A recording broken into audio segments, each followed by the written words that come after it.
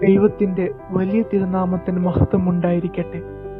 സഹോദരങ്ങളെ, ക്രിസ്തുവിനെ അറിഞ്ഞതിനെ പ്രതി ജീവിതത്തിൽ നിന്ദനവും പരിഹാസനവുമേറ്റ് ദുഃഖിതരാണോ നാം ഓരോരുത്തരും?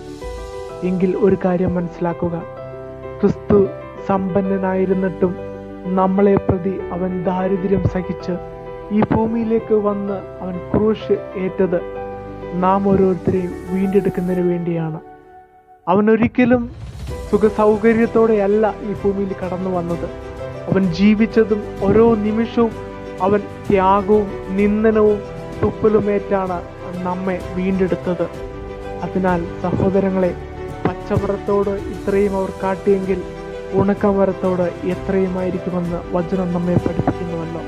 അതിനാൽ നാം ഏൽക്കുന്ന ഓരോ ത്യാഗവും നിന്ദനവും ഒരിക്കലും വ്യർത്ഥമല്ല. അത് നേട്ടമെന്ന് കരുതി തീഷ്ണതയോടെ ഓരോ നിന്ദനവും ഓരോ പരിഹാസവും ഊർജത്തോടെ സ്വീകരിച്ച് ക്രിസ്തുവിന് വേണ്ടി നാം ഓരോരുത്തർക്കും പോരാടാം. ദൈവം എല്ലാവരെയും അനുഗ്രഹിക്കട്ടെ.